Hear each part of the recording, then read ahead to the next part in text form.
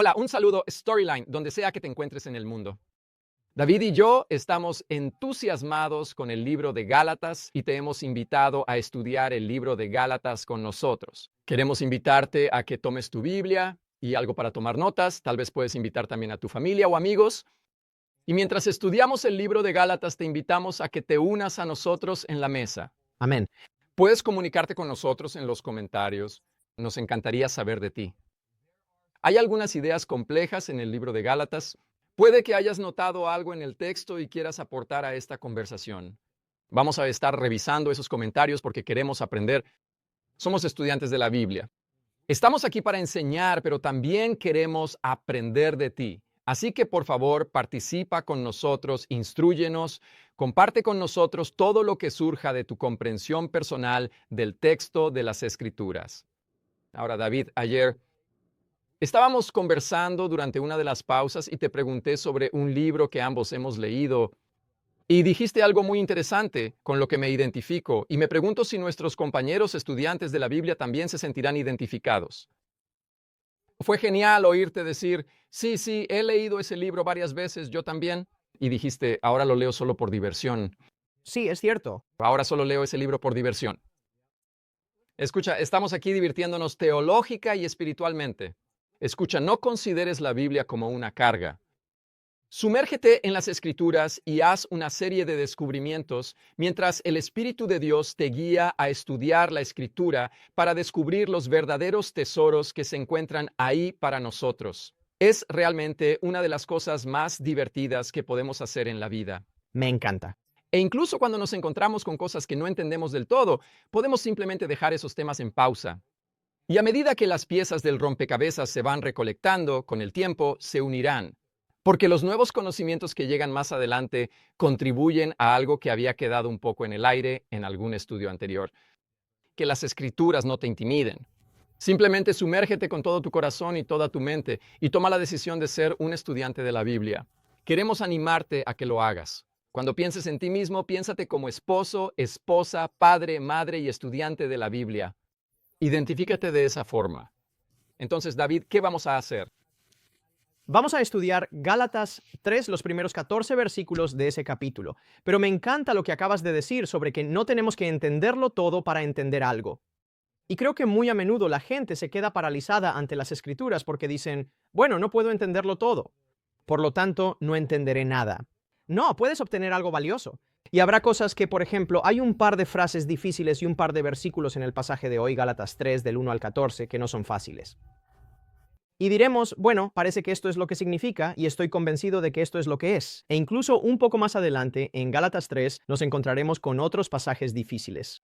Pero el punto es que puedes simplemente dejar esos temas en pausa por un momento, puedes ponerlos en pausa por un tiempo y luego volver a ellos más adelante, dentro de un mes, un año o incluso una década. Y a medida que tu conocimiento general de las Escrituras y tu experiencia con Dios aumenten, las conclusiones y aprendizajes que no podías tener en esa primera lectura se volverán cada vez más claros para ti. Así que vamos a centrarnos en Gálatas 3, del 1 al 14.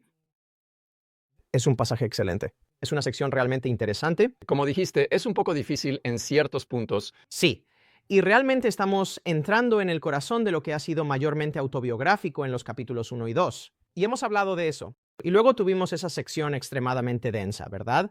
Quiero decir, yo pensaba, este es el ritmo. Eso se extendió un poco más de lo que queríamos.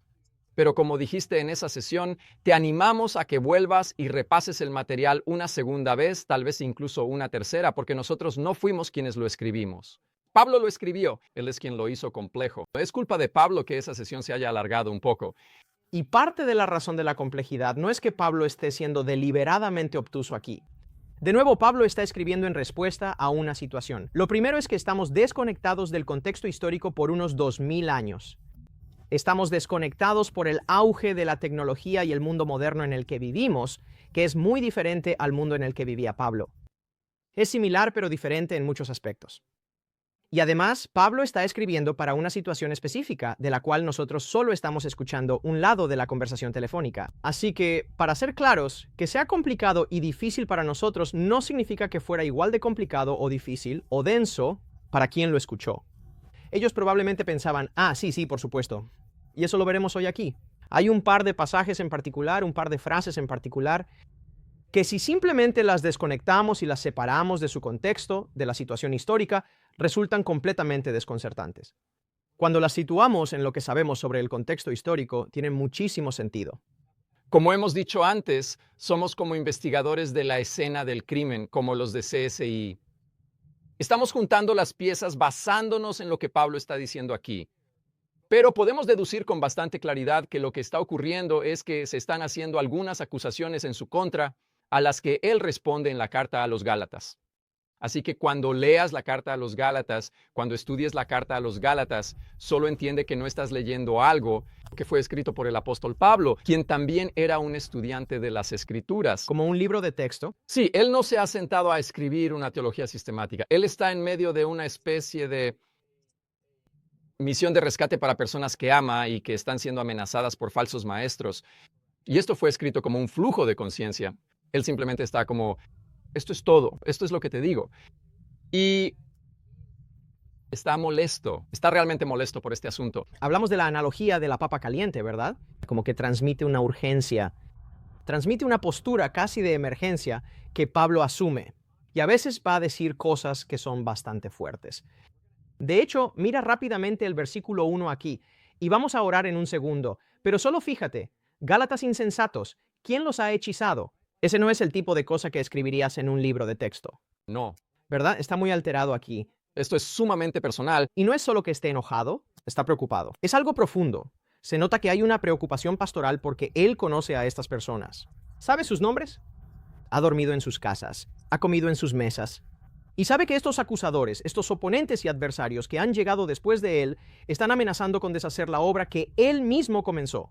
Ya lo dijo antes, en el capítulo 2. Tengo que tener cuidado porque no quiero haber corrido en vano. No quiero que todo mi trabajo haya sido en vano. Exacto. Exactamente. Tai, tú has ministrado en situaciones pastorales. Yo he ministrado en situaciones pastorales.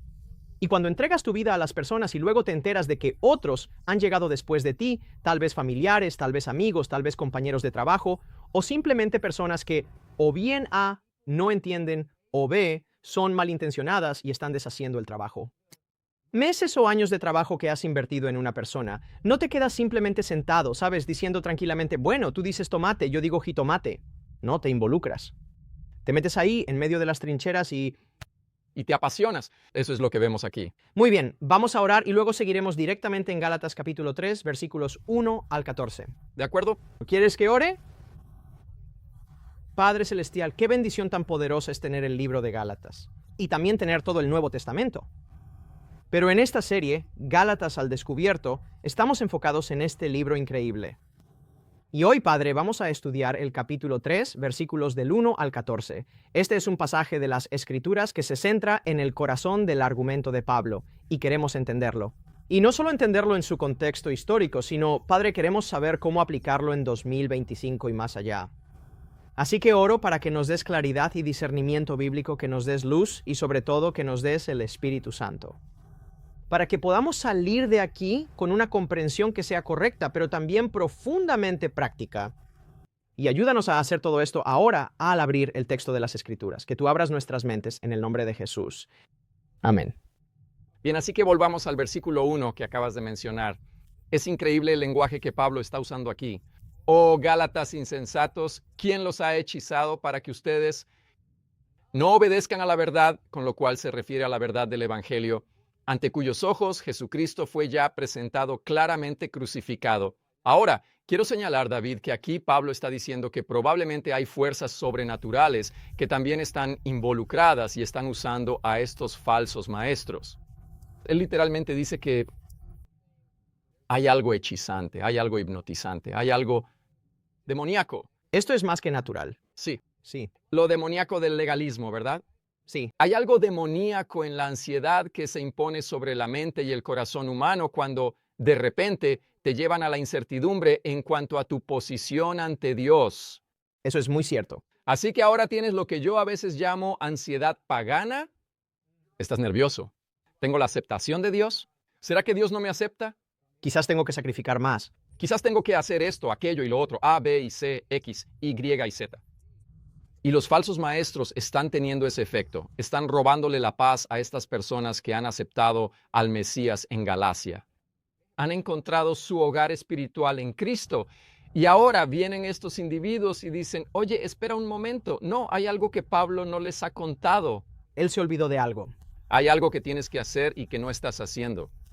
Y literalmente dijeron, y lo mencionamos ya en una sesión anterior, literalmente dijeron que no puedes ser salvo si no cumples, citando allí Hechos capítulo 15.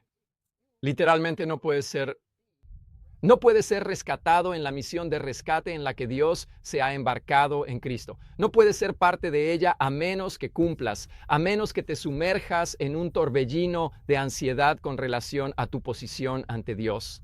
Pablo dice, no, eso es demoníaco. Esto es un hechizo. Sus mentes deben ser liberadas del demonio del legalismo.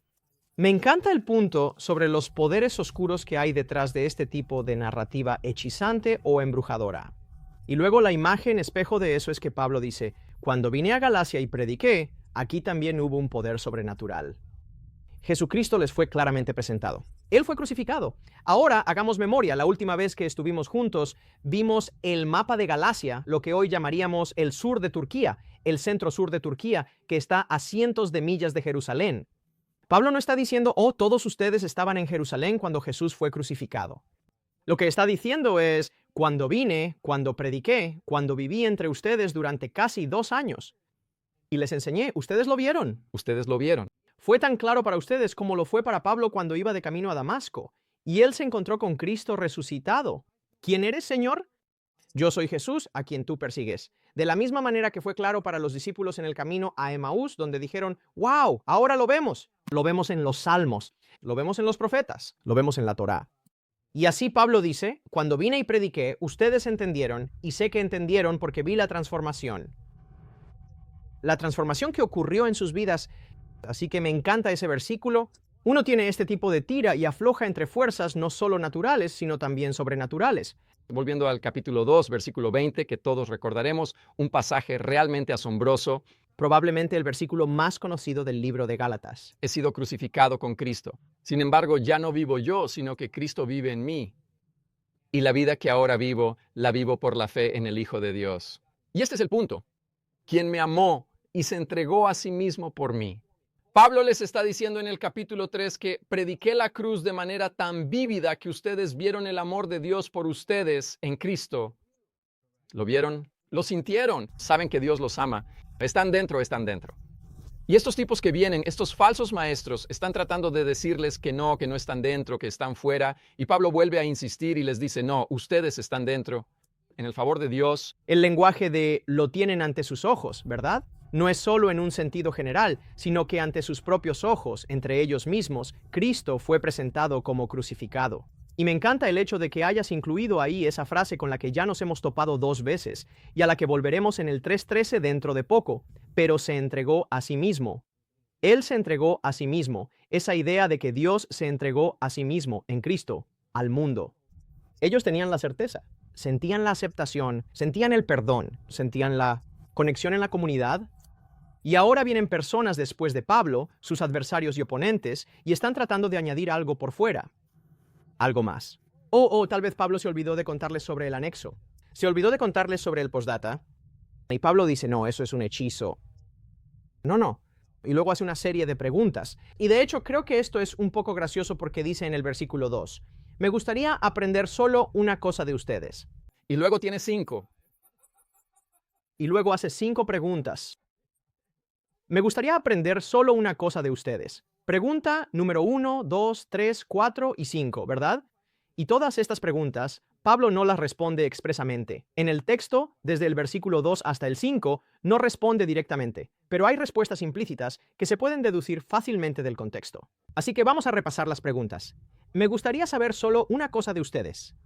¿Recibieron el Espíritu por las obras de la ley o por creer lo que oyeron? Bien. Así que tenemos esta idea de recibir el Espíritu. No mencionamos nuestro título de hoy, que por cierto es un gran título, La maldición se revierte. Y en un momento hablaremos de lo que implica ese título, de lo que contiene, pero ahora se trata de recibir el Espíritu. Exacto. Así que él hace la pregunta, oye, ¿recibisteis el Espíritu por las obras de la Torá ¿O por creer en la predicación poderosa y llena del Espíritu? Y Pablo no dice esto por hacerse el importante. Él simplemente sabe lo que Dios ha hecho.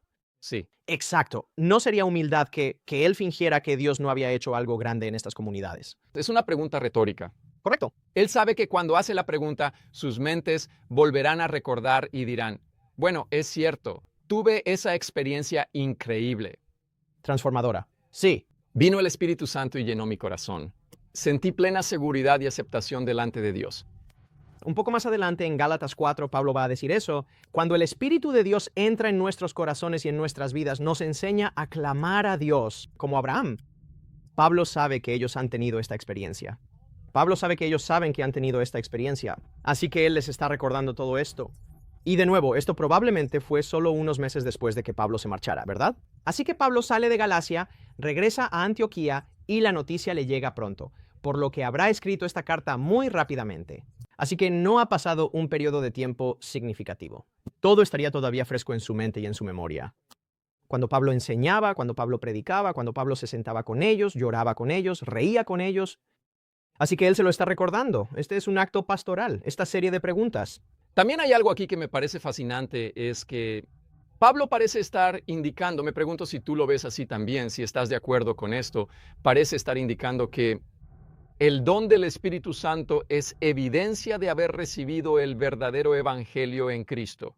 Por supuesto, es cierto, por supuesto que es evidencia. Y él está diciendo, oigan, ustedes tuvieron esa experiencia, recibieron al Espíritu Santo y ahora están llenos de ansiedad, ¿verdad? Esto es como Hechos 19. ¿Recuerdas cuando las personas que habían sido bautizadas por Juan ni siquiera habían oído hablar del Espíritu Santo? Y Pablo les dice, ¿han recibido el Espíritu Santo? Y ellos responden, ¿qué es el Espíritu Santo? Estas personas han sentido lo que es ser llenado o lleno por el Espíritu Santo. Pablo lo sabe. Ellos lo saben. Y él se lo está recordando, pero luego continúa con su línea de preguntas con esa única cosa, ¿verdad?, que quiere saber. Versículo 3. ¿Son tan insensatos? Se puede decir que está en llamas el amigo. Está muy frustrado. Después de comenzar por medio del Espíritu, ¿ahora quieren terminar por la carne? Esta es una pregunta especialmente directa, porque resulta inherentemente absurda. Ok, espera. Entonces, yo predico a Cristo crucificado entre ustedes. Ustedes lo ven, reciben el Espíritu. El Espíritu de Dios se derrama sobre ustedes. Claman a Dios, Abba, Padre. Y luego Dios dice, sí, solo hay una cosa más. ¿Ahora tienen que hacer todo esto? Exacto. Esto es precisamente lo que Pablo dice al final del capítulo 2 de Gálatas. Él dice, espera un momento. Si el acceso a la mesa de Dios, si el acceso al pacto, a la comunidad y a la familia de Dios viene por las obras de la Torá, entonces, ¿qué está haciendo Jesús colgado en la cruz? Exacto. Sí, exactamente, precisamente. Entonces, ¿van a empezar así y terminar así? Esa es una pregunta retórica. Ellos saben la respuesta y su pregunta espera desencadenar en ellos el recuerdo de, espera un momento, si estas nuevas ideas que nos están imponiendo son contrarias a la experiencia que hemos tenido. Y recuerda que justo al principio del libro de Gálatas, Pablo les dijo, gracia y paz, ¿verdad? Este mensaje de los adversarios que vienen después de Pablo les está robando la gracia y la paz. Así que él les está recordando esa paz que tenían. Y sí, el lenguaje es un poco fuerte, quiero decir, es apasionado, pero puedes hablarle a personas que conoces bien con un lenguaje fuerte que otros podrían escuchar después y decir, wow, ese es un lenguaje muy fuerte. Pero Tai, tú podrías hablarme de una manera muy fuerte y yo podría soportarlo, porque tenemos años de conexión y relación. Y lo has hecho. Si me vieras yendo por el camino equivocado y vinieras y dijeras, oye David, eso está bien en este contexto, así que tenemos que recordar que estamos escuchando una conversación privada. Esto no es simplemente sobre Pablo. Él conoce a estas personas, ellos lo conocen. Sí, no es su costumbre empezar a gritarle a la gente porque sí. Pero ahora está gritando. Ciertamente lo está. Bien. Versículo 4, ¿estás feliz? Sí. ¿Habéis experimentado tantas cosas en vano? Si es que de veras fue en vano. Esta es otra pregunta, la cuarta de 5.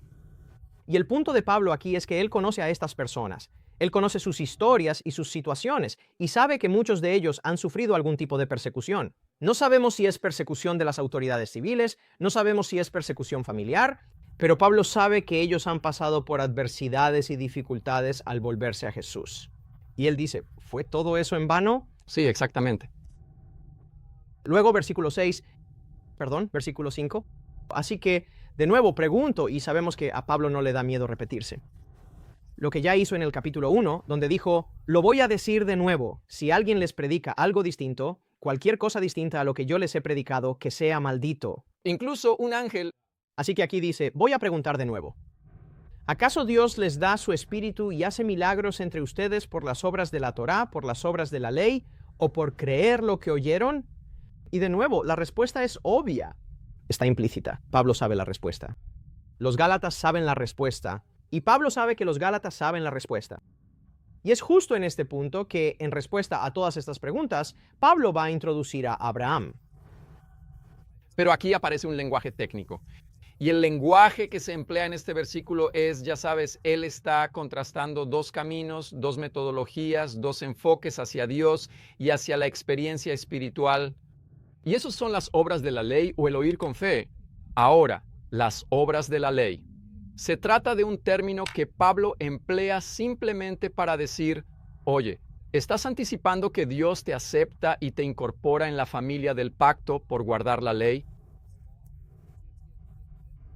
¿Es un intercambio basado en el mérito? ¿Eres tú mejor que Dios? ¿Está Dios en la posición de recibir un pago de tu parte para ser bueno contigo? ¿O es que Dios ya es bueno? Este es el contenido del oír con fe, con lo que Pablo quiere decir nuevamente, les prediqué el Evangelio. ¿Lo escucharon? Lo creyeron.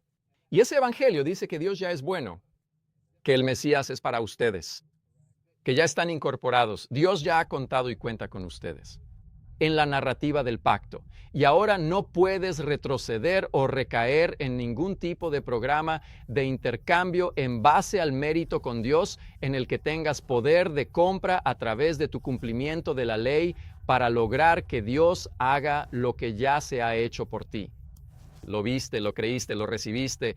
Y ahora vas a empezar a poner monedas en la máquina expendedora y vas a empezar a intentar conseguir cosas de Dios. Sí. Ya tienes aceptación. Estás dentro. Y recuerda que en nuestra presentación anterior sobre la mesa de los chicos populares dijimos eso.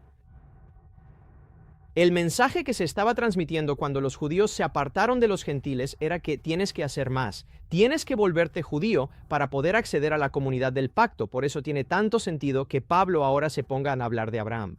¿Cuál fue la experiencia de Abraham? Exacto, sí a todo lo que acabas de decir. Y en el contexto específico de Galicia, se trata de quién puede sentarse en la mesa. Quiero decir de una manera muy interesante, la mesa, con quién se puede comer o no, sirve como una metáfora perfecta de quién tiene acceso a la mesa de Dios. ¿Quién puede sentarse en la comunidad del pacto, no solo con los demás, sino con el propio Dios? Y es interesante que cuando encontramos a Jesús en el Nuevo Testamento, un gran porcentaje de las cosas que hace es sentarse y comer con la gente. ¿Verdad? El Hijo del Hombre vino a comer y a beber. Así es, a él lo acusaban así. Tu maestro recibe a los pecadores y los acoge. ¿Dónde? Bueno, principalmente en la mesa. Y solo para compartir un trozo de Apocalipsis, capítulo 3, versículo 20. Aquí, Jesús dice, he aquí, yo estoy a la puerta y llamo. Quiero entrar y cenar contigo, ¿verdad? Es asombroso pensar que el Dios del universo observó la situación humana y dijo, están perdidos, son disfuncionales, son culpables, están llenos de vergüenza, están pecando y necesito salvarlos. ¿Qué hago? Ya sé lo que haré. Yo comeré con ellos. Voy a pasar tiempo con ellos alrededor de una mesa y los salvaré a través de mi comunión con ellos. Hermoso. Hermoso. No puedo esperar a llegar al versículo 13 porque hay algo que quiero decir, pero para decirlo tendré que adelantarme al 13 y no lo voy a hacer. Autocontrol, David. ¿Autocontrol? Muy bien. Desacelera, ve despacio. Bien, ¿puedo hablar de Abraham ahora? ¿Te parece bien? Bien, entonces, la transición natural aquí es empezar a hablar de Abraham. Ahora, hay al menos 3 razones por las que Pablo podría haber mencionado a Abraham justo en este punto. Esta es la primera vez que se nos presenta en el libro. Y puede que las 3 razones sean el motivo. Ahora, una de ellas, creo yo, es el número 1. O sea, es evidente. La razón es que la historia de la promesa de Dios a Abraham y su cumplimiento de esa promesa es la historia de las Escrituras. Esa es la historia. No hay otra historia. Desde Génesis 12 hasta Apocalipsis 22, la historia es que Dios hizo y cumplió en Cristo una promesa hecha a un hombre llamado Abraham y a sus descendientes. Y esa promesa, básicamente, se resume. Esa promesa del pacto se reduce a 2 ideas fundamentales: tierra y descendencia, ¿verdad? lo cual se remonta hasta el jardín del Edén. Sean fructíferos y multiplíquense y llenen la tierra. El deseo más elevado de Dios es que los seres humanos hechos a su imagen vivan felices, libres, maravillosamente, en sociedad, en un lugar hermoso. Eso es lo que Dios pretende. Lo intentó con Adán y Eva, pero no salió del todo bien. Él recapituló esa oferta incluso a Noé, aunque no entraremos en eso aquí. Pero finalmente, cuando llegamos al capítulo 12 de Génesis, Dios hace esta promesa increíble en Génesis capítulo 12, versículos del 1 al 3, y básicamente dice, te voy a bendecir.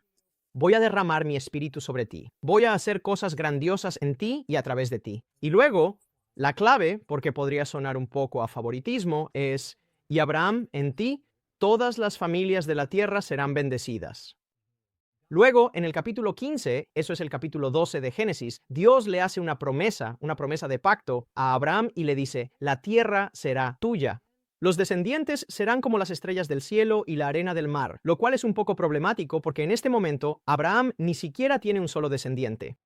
Y aquí está la clave. La respuesta de Abraham a las increíbles, magnánimas, maravillosas promesas de gran alcance de Dios es que él creyó lo que Dios dijo que haría. Él creyó que Dios haría lo que dijo que haría.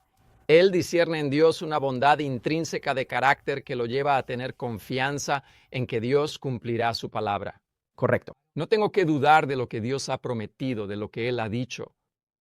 Él va a hacer lo que dice porque Dios es fundamentalmente bueno y está de mi lado. Y luego en la promesa a Abraham, esto es extraordinario y de esto trata realmente el libro de Gálatas. La promesa a Abraham es una promesa universal.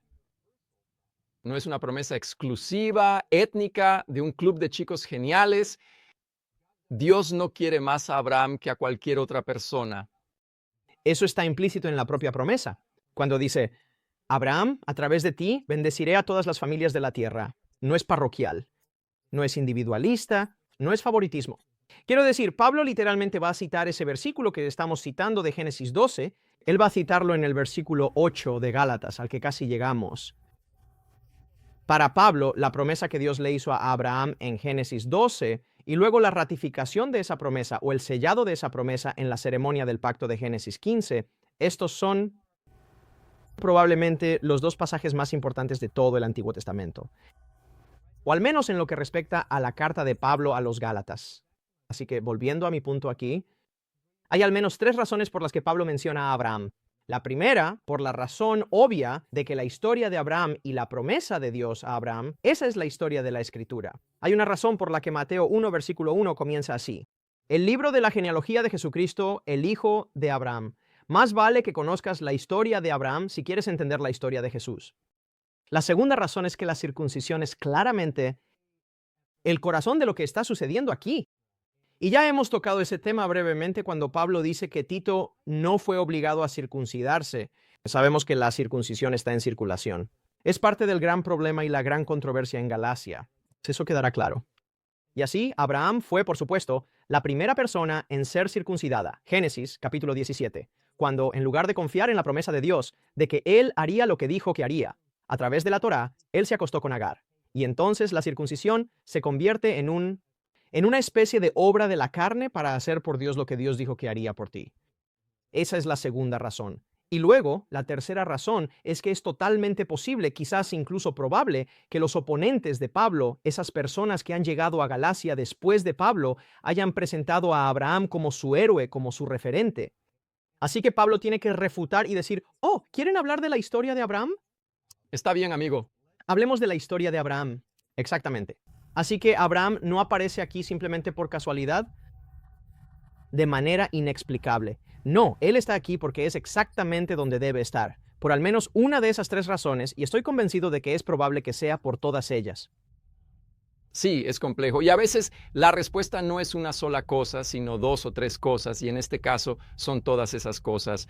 De hecho, el tema de la circuncisión en el libro de Gálatas, la circuncisión que ahora ha sido exaltada por estos individuos, estos falsos maestros y por el judaísmo en general. En este punto se ve como una señal de fidelidad cuando en realidad en la narrativa bíblica era una señal de infidelidad por parte de Abraham. 100% correcto. Si no tienes Génesis 16, esto es solo un pequeño apunte. Si no tienes Génesis 16, donde Abraham, bajo el consejo de la Torá, se acuesta con Agar y de ahí nace Ismael. Sin Génesis capítulo 16 no hay circuncisión. No tienes Génesis 17. Sí. Porque en efecto lo que la circuncisión estaba diciendo era cuando Dios le da la circuncisión a Abraham. Y no quiero ser indiscreto aquí, pero básicamente Abraham era un hombre viejo. Sara también era mayor, ¿verdad? Y ya se han pasado de la edad de tener hijos.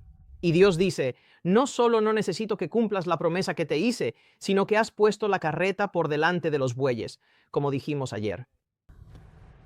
Corta la punta de esa cosa. Tus genitales quedarán heridos, lo cual en el mundo antiguo, a diferencia de hoy, un simple corte podía convertirse en una fuente de infección. Y realmente podría ser grave, muy grave, antes de los antibióticos, antes de todo eso.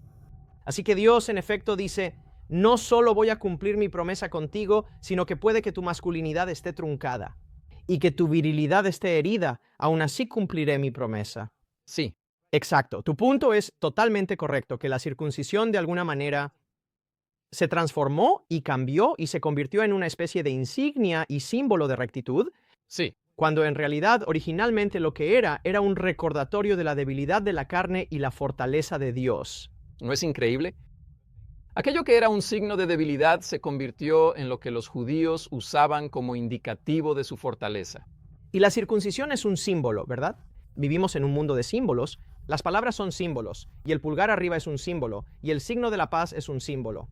Vivimos en un mundo de símbolos, y mientras los símbolos conserven su intención y significado original, esos símbolos pueden perdurar por siempre. Pero cuando un símbolo se despoja de su significado, de hecho, cuando el símbolo llega a significar lo opuesto a lo que originalmente se pretendía, Pablo entendió, como también lo estamos entendiendo nosotros, que ese símbolo ya no significa eso.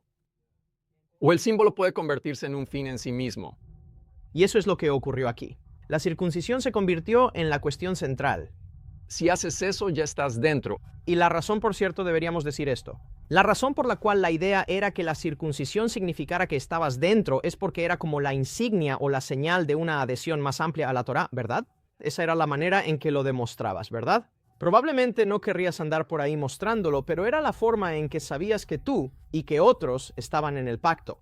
Por eso Pablo dice, recuerden, allá en Gálatas 1 y 2, él dice, oye, algunos vinieron y espiaron nuestra libertad de forma secreta. Y hablamos de que, bueno, eso es un espionaje bastante invasivo, ¿no? Para saber si alguien está circuncidado o no. Ahora, solo una palabra más sobre esto. Quiero hablar sobre lo que significa que Abraham creyó a Dios y le fue contado por justicia, le fue acreditado como justicia. La razón por la que esto es tan importante es que cuando escuchamos la palabra justo, probablemente sea un poco como la palabra santo. La mayoría de los cristianos simplemente tienen esta idea general, casi genérica, de bondad moral. Y ciertamente Dios es moralmente bueno. Pero en el contexto de un pacto o un acuerdo, Tai, si yo hago un acuerdo contigo, si digo, supongamos que es un acuerdo económico, yo voy a entregarte el producto X y tú me vas a pagar el precio y por él. Y estamos de acuerdo y lo sellamos con un apretón de manos. Bien, entonces ahora eso es un acuerdo. Y curiosamente, el apretón de manos, y esto es literalmente lo que estás diciendo con el apretón de manos, es que yo me extiendo y comprometo mi fuerza a hacer esto. Así que aprietas. Ese es el apretón de manos. Hay una unión aquí que ahora existe y que antes no existía. Y si yo entrego el producto X en la fecha correcta y tú me pagas el precio Y, Ha ocurrido justicia. eso es justicia. Correcto. Sin embargo, esto no es necesariamente una afirmación sobre tu bondad moral o tu valor moral. En general, las personas que cumplen su palabra, ¿verdad? Solíamos decir que un hombre vale tanto como su palabra. Una mujer vale tanto como su palabra. Esas suelen ser personas moralmente íntegras. Lo que se está diciendo aquí, que Abraham creyó a Dios, es de nuevo que Dios le hizo una serie de promesas a Abraham. Voy a bendecirte. Voy a derramar mi bendición sobre ti, de tal manera que tendrás descendientes como las estrellas del cielo y la arena del mar. En realidad, todo se reduce a estas dos ideas gemelas de tierra y descendencia. Y Dios dice, voy a hacer esto, y voy a hacer esto, y voy a hacer esto, y voy a hacer esto. Y la respuesta de Abraham fue decir, creo que vas a hacer eso. Yo te creo. Y lo que Dios dice es, está bien, entonces hemos hecho un pacto. La mano extendida de Dios fue hacer todas estas promesas, prometer que iba a hacer esto. Así que yo sería Dios aquí. Y tu respuesta, tu parte, es creer en mí. Y tan pronto como eso sucede, mira, ahora quedas acreditado porque estamos en una relación de pacto. Y mientras seguías haciendo tu parte, que era creer que yo haría lo que dije que haría, estabas bien según el pacto. Es sumamente importante entender esto, una palabra muy breve. Por eso, en gran parte del Antiguo Testamento, y hay un pasaje en particular que me viene a la mente, y animaría a nuestros estudiantes de la Biblia a que lo lean. Vayan y lean el capítulo 9 de Daniel, porque en el capítulo 9 de Daniel este es uno de muchos pasajes similares, pero probablemente sea el pasaje más directo en este sentido. Daniel hace una oración increíblemente hermosa en la que dice: «Oh Señor, Dios que cumples tu pacto. Hemos pecado, nos hemos rebelado». Él usa, como todos los posibles sinónimos y palabras para decir hemos fallado, nos hemos rebelado, hemos pecado, hemos retrocedido, hemos desobedecido, no hemos escuchado a tus profetas, hemos desobedecido la ordenanza, nosotros, y luego dice, pero a ti te pertenece la justicia. Fidelidad al pacto. Así que volviendo a nuestra ilustración aquí hoy, Daniel está diciendo, Dios se ha extendido a sí mismo como Dios, pero no hay una mano que le responda. Correcto, correcto. Así que Dios ha sido fiel como Dios, pero no hay una mano extendida porque hay desobediencia, hay rebelión, hay idolatría. Y así, Dios es justo, pero los israelitas no se han extendido a sí mismos. Ahora, esto es clave no solo en la obediencia a la Torá, sino en creer como Abraham creyó. Así que cuando leemos este lenguaje tan peculiar en Gálatas y también en los escritos de Pablo en general, de que se acredita o se cuenta por justicia, debemos escuchar en ese lenguaje la narrativa de la fidelidad al pacto. 100%. Tienes que hacerlo. Y el punto de Abraham es creer en la bondad de Dios, en la fidelidad de Dios. Literalmente, tienes que entrenar tu mente para no escuchar las cosas que quizás has pensado de manera automática o instintiva toda tu vida, como justicia, bondad moral general, santidad, virtud general o lo que sea. O una posición legal ante Dios.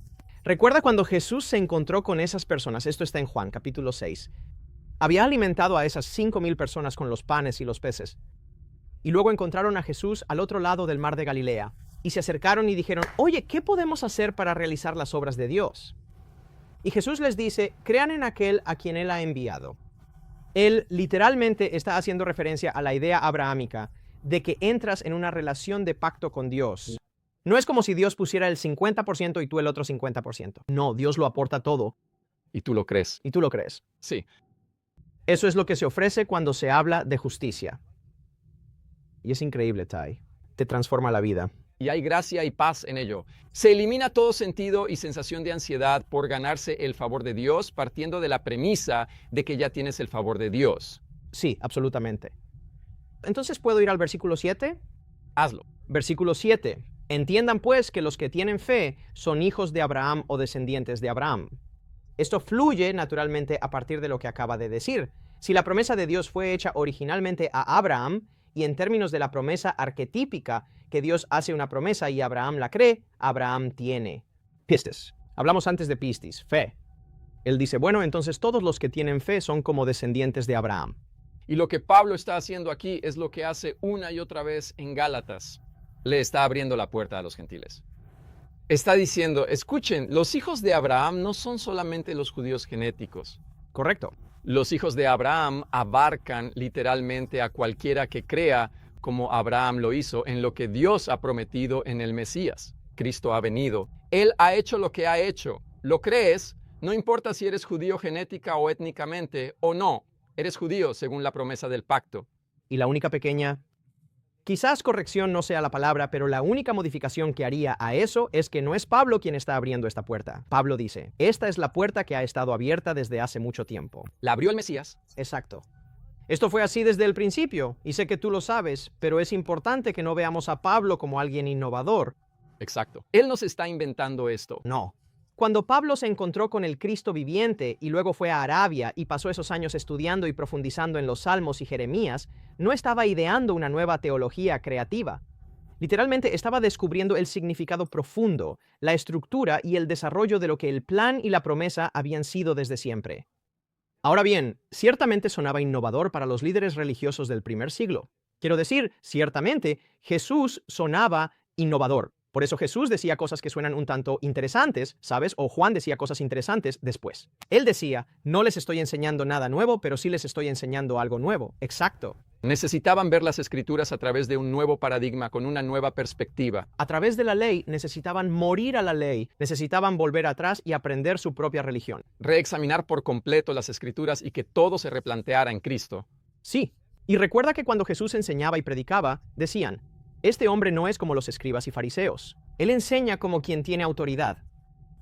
Y la razón era que él les estaba mostrando lo que las Escrituras decían desde siempre, y eso es lo que Pablo está haciendo aquí. Esto no es una innovación nueva o novedosa. Esto es Pablo diciéndote lo que las Escrituras han estado diciendo desde el principio. Desde el principio. Me encanta. ¿Estás listo? Estoy listo. Será mejor que sigamos adelante. Bien, versículo 8. La Escritura previó. Oh, esto es increíble. Este es justamente el punto que acabamos de mencionar. La Escritura previó, la Escritura predijo, la Escritura vio de antemano que Dios justificaría a los gentiles por la fe, y anunció de antemano la buena noticia a Abraham, diciendo, todas las naciones serán bendecidas por medio de ti, yendo de un lado a otro. Siempre estuvo ahí. Exactamente. El punto que acabas de mencionar es que no es una innovación. Básicamente, lo que Pablo enseña y predica es lo que siempre estuvo ahí en la narrativa de la Escritura. La propia Escritura predijo exactamente lo que pasaría. Pablo no lo había visto. Tuvo que ir. Literalmente ciego. Sí, quedó ciego por la luz del encuentro con Jesús. Y tuvo que ir a Arabia, como dice antes, para básicamente volver a estudiar la Escritura. Él era textualmente consciente de lo que decía la Biblia, pero espiritualmente no tenía luz sobre su significado. Sí. Conocía los árboles, pero no veía el bosque. Podía haberte enseñado pasajes individuales. Sí, y luego esto y... Cita, cita, cita, cita, cita. Exactamente. Y como hemos dicho antes, la Biblia no es un libro lleno de citas. Sí, es una narrativa. Es una historia. Y Pablo conocía muchas de las citas, por así decirlo. Lo que no conocía era la historia. Y lo que Pablo está haciendo aquí, y lo que hizo cuando fue a Galacia y predicó, es que les contó la historia. Es lo mismo que hizo Jesús al encontrarse con los discípulos en el camino a Emaús. Él les contó la historia, la suya propia. Sí. Quiero decir, Tai, esto es tan increíble.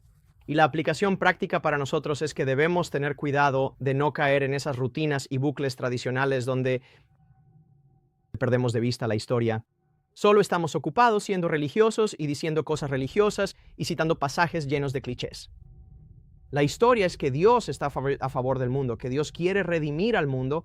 En un momento vamos a llegar a la palabra redimir y que Dios ha hecho esto en el Mesías. Y tu nueva identidad ahora, nuestra identidad, está en Jesús. Pablo ya dijo que estoy crucificado con Cristo. No, ya no soy yo quien vive, sino que Cristo vive en mí. Y la vida que ahora vivo, ahora mismo, en la carne, la vivo por la fidelidad del Hijo de Dios, quien me amó y se entregó por mí. Y esto no es religión. No, esto no es como si Pablo viniera y dijera, oye, antes teníamos una religión llamada judaísmo y ahora estamos cambiando a una nueva religión llamada cristianismo. Esto es transformación a la luz del amor de Dios. Y lo es, está lleno de buenas noticias. Porque está mostrando a Dios cómo realmente es, en contraste con la manera en que Israel había construido a Dios en su imaginación teológica. Exactamente, y solo una palabra sobre eso. Cuando Abraham comenzó originalmente a seguir a este Dios, Jehová, no sabía aún lo que llegó a conocer con el tiempo. Y por supuesto, el clásico, el centro, ya sabes, como que el centro del epicentro de esta revelación fue cuando Dios le dijo, toma a tu hijo, tu único hijo, Isaac, y ofrécelo en el monte Moriah. Y Abraham habría respondido, está bien. Pero esto no era algo inaudito, ¿verdad? La idea de sacrificar niños, de entregarse por completo y ser tan leal y tan comprometido con alguna deidad regional que uno hiciera el sacrificio supremo, esa idea no era desconocida en la época de Abraham. Sabemos que los cananeos y la gente en Mesopotamia practicaba el sacrificio de niños. Así que Abraham lleva a Isaac a la cima de la colina, a la cima de la montaña, allí el monte Moriah. Justo en el momento en el que está a punto de sacrificar a su hijo, Dios detiene su mano y le dice, Abraham, Abraham, ¿verdad? No pongas tu mano sobre el niño. Y justo en ese instante él mira y ve un carnero, un animal para el sacrificio. ¿Cuál es el mensaje aquí? Mientras subían la montaña, Isaac había dicho, oye papá, tenemos el fuego, tenemos la leña. ¿Dónde está el carnero? ¿Dónde está el cordero? ¿Dónde está el animal? Y él responde, Dios mismo lo proveerá. La clave aquí es que este Dios, Jehová, no es un Dios que exige el sacrificio supremo a diferencia de otras deidades. Él provee el sacrificio supremo y así el monoteísmo de Abraham y su comprensión del carácter de Dios crecieron de manera incremental. De modo que cuando llegamos a Moisés, quien obviamente escribió el libro de Génesis, hay un monoteísmo apasionado. Esto no es solo un Dios entre muchos. Este es el único Dios verdadero, el creador del cielo y la tierra, el Dios que hace pactos y los cumple. David, ¿crees que deberíamos leer los versículos restantes y luego ofrecer nuestros comentarios para ahorrar tiempo? No, creo que estamos bien. Si podemos, tal vez yo diré un poco menos, pero en realidad el argumento se va desarrollando aquí. Fluye con bastante facilidad. De acuerdo. Entonces en el versículo 9 dice, así que los que confían en la fe son bendecidos junto con Abraham, el hombre de fe. Esto se desprende de manera tan natural y sencilla de lo que ya hemos dicho, ¿verdad? Requiere muy poco comentario. Si estás en la familia abrahámica, entraste por la fe. Bueno, tú sigues y te conviertes en descendiente suyo por la fe. Nuevamente, no por guardar la Torá, sino por la fe. Versículo 10. Porque todos los que dependen de las obras de la Torá están bajo maldición. Y ahora lo siguiente es algo genial. Como está escrito, y aquí cita de Deuteronomio, maldito sea todo aquel que no permanezca haciendo todo lo que está escrito en el libro de la ley. ¿Quieres decir algo sobre eso? Sí, en esencia lo que Pablo está diciendo es esto. Si vas a ir en la dirección de guardar la Torá, de cumplir la ley como tu medio de incorporarte a la familia del pacto de Dios, vas a tener que cumplir toda la ley, seguirla completamente, alcanzar un tipo de perfección, por así decirlo, para poder obtener esa aceptación. O la alternativa es, ya estás dentro por lo que el Mesías ha logrado y la fe es el mecanismo de entrada. Estoy de acuerdo, creo en lo que Dios ha hecho por mí en Cristo. Listo, ya estoy dentro. Paz. Correcto. Gracia. Correcto. Sí. Recuerda que en Gálatas 2, Pablo dijo, cuando estaba reprendiendo a Pedro allí en Antioquía, le dijo, mira Pedro, si yo levanto aquello que va a mantener a los gentiles fuera y solo a los judíos dentro, si vuelvo a construir aquellas cosas que destruí para hacerme transgresor, si levanto un muro de separación, que era la Torá, un mal uso de la Torá, por cierto, siempre tenemos que distinguir en Pablo. ¿Está hablando de la Torá tal como la concibió Dios o está hablando de la Torá pervertida, mal entendida y mal utilizada? Entonces él dice, si levanto la Torá para mantener a la gente fuera y quedarme dentro, solo judíos, los gentiles quedan fuera. Recuerda, él dijo, en la parte de atrás del letrero dice, tú también eres un transgresor. Tú también eres un pecador. Eso es lo que Pablo dice aquí. ¿Quieres guardar la ley? ¿Quieres tener acceso por medio de la ley? ¿Quieres llegar a la mesa por medio de la Torá? Tenemos que cumplirla toda, todo el tiempo. Así que la maldición aquí es la maldición del pacto articulada en Deuteronomio. La Torá. Esto no es equivalente al constructo teológico moderno que plantea que Dios dice, si no haces lo que te digo, te voy a hacer daño, te voy a castigar. Esta es la maldición del pacto. Esto es, bueno, si no estás cumpliendo tu parte de la relación del pacto, aquí tienes una descripción de todos los tipos de cosas que te van a suceder a ti individualmente y como nación. Esa maldición del pacto va a caer sobre ti si no cumples el pacto de manera completamente perfecta. Así que si vas a comprometerte con ese paradigma, con esa visión de la relación entre tú y Dios, se requiere perfección. Y tú no puedes ofrecer eso. Así que te sugiero encarecidamente que te unas al Mesías, cuya fidelidad cubre todas las deficiencias y limitaciones en los fracasos morales que son más que evidentes en ti. Me encanta eso. Y también me encanta el punto que mencionas. Las maldiciones del pacto no eran maldiciones que no estuvieran de alguna manera relacionadas o que no fueran consecuencia de la situación. Me encanta usar la ilustración. 2 ilustraciones, brevemente. Si yo le dijera a mi hijo pequeño, ahora son mayores, pero si le hubiera dicho a mi hijo pequeño, Landon, no juegues en la calle o te mato. No, yo digo, Landon, no juegues en la calle porque podrías lastimarte. Una es una amenaza totalmente ajena a lo que está ocurriendo. Y la otra es una advertencia, que es la razón por la cual lo que Dios le dijo a Adán y Eva, por ejemplo, en el jardín del Edén, con respecto al árbol del conocimiento del bien y del mal, no fue, no coman de ese árbol o los mataré. Fue, no coman de ese árbol o morirán.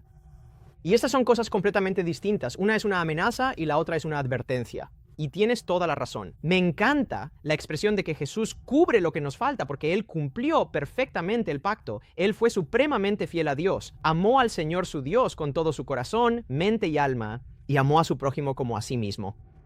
Bueno, ahora los versículos 11 y 12. Bien, el versículo 11 dice, claramente nadie que confíe en la Torá o la ley es justificado ante Dios, porque el justo vivirá por la fe. Solo leeré el versículo 12. La ley no se basa en la fe. Al contrario, dice, la persona que haga estas cosas vivirá por ellas. Así que si quieres, tú tomas el versículo 11 y yo tomo el versículo 12. Entonces, en el versículo 11, el apóstol Pablo, en esencia, está comunicando que la puerta de entrada a la familia del pacto no es el cumplimiento de la ley. De nuevo, está siendo repetitivo aquí. Pablo cita la escritura Habacuc capítulo 2 para argumentar este punto. Está diciendo, escuchen una vez más, la puerta de entrada es lo que el Mesías ha hecho por ustedes, no lo que ustedes hacen por Dios. La fidelidad del Mesías. Sí, la fe o fidelidad del Mesías es lo que te da aceptación en la familia de Dios. Por lo tanto, su gran remate y conclusión para todo el libro es que esto no es solo para los judíos étnicos y esto no es solo para aquellos que están circuncidados. Esto es para quien quiera que crea en la fidelidad de Dios manifestada en el amor de Cristo. Sí, de los cuales Abraham es el arquetipo. Abraham el elegido.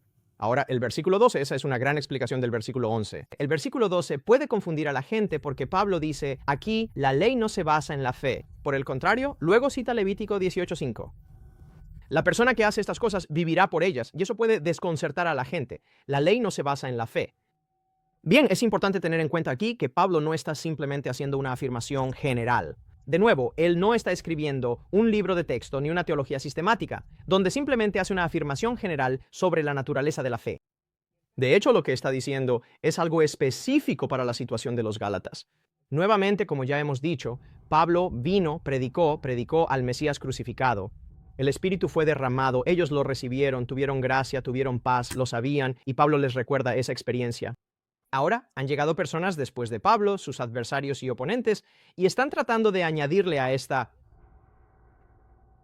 conexión con Dios basada en la fe y llena del Espíritu. Están intentando añadir la Torá, el cumplimiento externo, y Pablo dice que no. A la circuncisión en particular. Exactamente como, de nuevo, una señal del significado más amplio de la Torá, de la conexión más grande con la Torá. Así que cuando Pablo dice en el versículo 12, la ley, este mal uso de la Torá, este uso perverso de la Torá, no es de fe. De hecho, es contrario a la fe que se está mostrando. Él realmente dice eso, al contrario. Exactamente correcto. Él dijo, la persona que hace estas cosas vivirá por ellas. Es cierto que la ley, si la cumpliéramos perfectamente y viviéramos a la luz de ella, porque la ley es asombrosa. Quiero decir, Pablo dirá más adelante cuando lleguemos al libro de Romanos que la ley es santa, justa y buena. Pablo no tiene ningún problema con la Torá. Ahora, el mal uso de la Torá, sí, eso sí que es un problema, ¿verdad? Pablo le escribirá más tarde a Timoteo y dirá, la ley es buena si se usa legítimamente, si se usa correctamente. Esto es un mal uso de la ley. La ley como herramienta de exclusión es un mal uso de la ley. La ley, me gusta decirlo de esta manera, la Torá debía ser una guía, no un Dios. Debía guiarlos hacia el Mesías y, por supuesto, tenían el sistema del santuario. No debía ser un Dios para ellos. Era una guía, no un Dios. Y luego llegamos quizá a mi versículo favorito de esta sección, el versículo 13. Cristo nos redimió o nos rescató o nos salvó de la maldición de la ley, haciéndose maldición por nosotros. Porque está escrito, maldito todo el que es colgado en un madero. Aquí está citando Deuteronomio. Esto es una referencia. Pablo utiliza esta cita de manera creativa como una referencia a la cruz. Y esta idea de que el Mesías fue crucificado, que de alguna manera misteriosa incorporó y llevó sobre sí la maldición del pacto, que el peso del pecado del mundo que él fue, en palabras de Isaías 53, contado entre los transgresores, y así retiró mi maldición del pacto. Es asombroso. Y dice, cuando lo hizo, y por supuesto, ¿a qué nos lleva esto? Esto nos lleva al Éxodo. Esto nos lleva al cordero pascual que fue sacrificado. Con la sangre se pintaron los postes de las puertas entonces, y salieron de Egipto, cruzaron el Mar Rojo y llegaron al Sinaí. Cristo nos redimió literalmente de la maldición de la ley. Él se hizo maldición. Y de nuevo, su lenguaje aquí está en pasado. Así que no está describiendo aquí algo que se vaya a hacer en el futuro si logras portarte bien. Correcto. Hay un sentido muy claro en el que Pablo está diciendo: Cristo nos ha redimido en tiempo pasado y en un sentido más amplio, el mundo entero fue redimido en Cristo. Eso es lo que quiero decir con una operación, como una realidad objetiva. De nuevo, volviendo a Romanos 3, que hemos citado en una sesión anterior, esa redención está en Cristo Jesús. Es un hecho completo, consumado, un hecho. Es un hecho histórico. No añadimos nada nuevo. No agregamos nuevos datos, asimilamos los hechos de la redención. No generamos esos hechos de la redención. Extremadamente bien dicho. Ninguna de las acciones que hacemos contribuye en absoluto a lo que Jesús ya logró históricamente, no solo en nombre tuyo y mío, David y Tai, sino de todo el mundo. Correcto. Sí, la tinta de la historia ya está seca, ¿verdad? Jesús hizo algo, nosotros accedemos a lo que Jesús hizo. Piensa en esto. Quiero decir, hablando pragmáticamente, ¿cómo accederías a un evento histórico? No lo haces. Solo puedes creerlo. Exactamente, así es. Así que la respuesta es la fe. Y para aquellos de ustedes que nos están escuchando, para nuestros oyentes aquí, dejen que esto los inunde ahora mismo. Que Cristo te redimió de la maldición de la ley, haciéndose maldición Él. Él tomó sobre sí mismo esas maldiciones deuteronómicas. Las maldiciones del pacto, Él las recibió y por lo tanto tú ya no las llevas. No tiene sentido que tengas, como dijiste, ansiedad pagana. Dios ha hecho algo y ese algo que Dios ha hecho en Cristo te ha rescatado, redimido, liberado. Y en tu mente, regresa y acuérdate de la experiencia del Éxodo. El cordero fue sacrificado.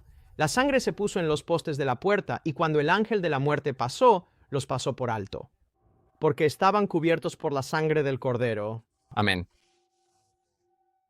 Ahora, el versículo 14, ¿listo? Hazlo. Así que si fueras a la mayoría de las personas y les preguntaras, ¿por qué Jesús se hizo maldición por nosotros? Ellos dirían, bueno, para que podamos ser salvos y pasar la eternidad con Él. Por cierto, esa no es una respuesta incorrecta.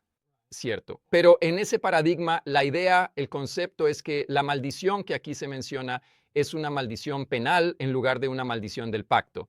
Como una maldición consecuente, cierto, totalmente. Y la idea aquí es que Jesús cargó con la maldición. Jesús murió por mí para que yo pueda ir al cielo cuando muera o en la segunda venida de Jesús. Cierto.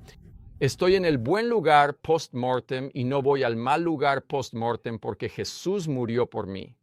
Y sin embargo, esa no es la respuesta que da Pablo. Pablo no da esa respuesta. Es tan interesante si le preguntáramos a Pablo, oye Pablo, ¿por qué Cristo se hizo maldición por nosotros? No tenemos que preguntarnos qué diría, porque nos lo dice en el versículo 14. Nos redimió para que, o con el fin de que, la bendición dada a Abraham llegara a los gentiles por medio del Mesías Jesús, para que, por la fe, nosotros pudiéramos recibir la promesa del Espíritu. ¿Sabes cuál es la promesa del Espíritu, verdad? Es que eres hijo de Dios, que eres hija de Dios. Entonces, en respuesta a la pregunta, ¿por qué se hizo Jesús maldición por nosotros? Pablo responde, para que Dios pudiera cumplir su promesa a Abraham y derramar su Espíritu sobre todo el mundo. Exacto. Para que todos puedan ser incorporados a la familia abrahámica, ¿verdad? Todos están incluidos. Jesús murió para unirnos en relación con Dios y en relación unos con otros como una sola familia abrahámica universal, no simplemente para sacarme a mí como individuo de problemas del lugar malo al lugar bueno cuando muera. El pacto trata sobre la integridad relacional. Primero, la integridad relacional de Dios y su fidelidad al pacto para toda la familia humana, y eso se traduce en la fidelidad al pacto entre nosotros. Y Dios, nosotros hacia Dios, y luego nosotros unos hacia otros. Bueno, es genial que digas eso, nosotros hacia los demás, porque justamente ahí es donde vamos a ir en nuestra próxima sesión. Pablo va a mostrar que el Evangelio, la buena noticia del acceso a la mesa y a la familia de Dios, no es solo una realidad vertical. No es solo una realidad privada, interiorizada, individualizada.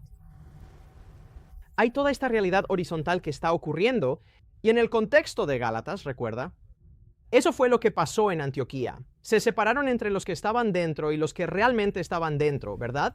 Era como, ustedes pueden estar en la sala, simplemente no pueden estar en la mesa. Y Pablo va a decir, no.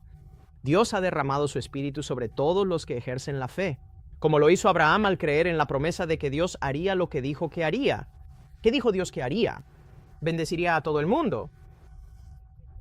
Cuando sigues la secuencia de pensamiento de Pablo, Tai, en realidad es fácil seguirle el ritmo. Ahora, eso no significa que a veces no diga cosas que son un poco oscuras. Es difícil de entender. Pero mientras mantengas una visión global en mente, puedes seguir comprendiendo Gálatas. Puedes seguir su secuencia de pensamiento y es absolutamente emocionante. Es tan genial. Entonces, ¿todos están disfrutando del libro de Gálatas? Nos gustaría saber de ustedes. ¿Ha surgido algo nuevo en su comprensión del texto al leerlo y seguir esta conversación en el tiempo que hemos estado juntos? En los comentarios nos encantaría saber qué están percibiendo, qué están descubriendo en el texto. Y estamos ansiosos por continuar nuestro recorrido por el libro de Gálatas en nuestra próxima sesión. Te animamos a que invites a familiares y amigos a reunirse contigo en tu casa o donde sea que estés haciendo esto. Y a que sigan con nosotros a lo largo de todo el libro de Gálatas. Y nuevamente, todo esto está grabado, así que si algo pasa un poco rápido y te gustaría repasar algunas ideas, solo reserva un poco de tiempo, vuelve a mirarlo, repasa el material otra vez. Muchas veces, si le das otra vuelta a algo que fue un poco complejo, y parte de Gálatas es complejo, lo entenderás, lo captarás y serás bendecido. Somos estudiantes de la Biblia. No entendemos todo, pero sí entendemos algunas cosas. Y la imagen se va volviendo cada vez más clara. Que Dios es tan bueno que todo lo relacionado con el Evangelio nos lleva a querer estar con Él en el contexto del pacto. Sentimos, David, que nos estamos enamorando del Dios del universo sobre la base de su amor. Le amamos a Él porque Él nos amó primero. David ora por nos. Me encantaría. Padre Celestial, qué gran estudio ha sido este. Y estamos tan agradecidos por las Escrituras. Estamos tan agradecidos por Jesús. Padre, estamos más que abrumados.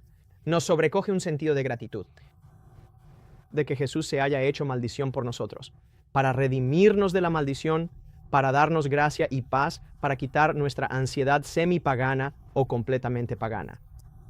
Señor, ayúdanos a vivir a la luz de tu amor y a creer que Jesús ha hecho algo.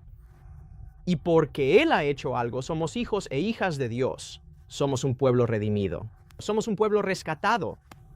Padre, enséñanos a vivir así. Esa es nuestra oración. En el nombre de Jesús. Amén. Amén.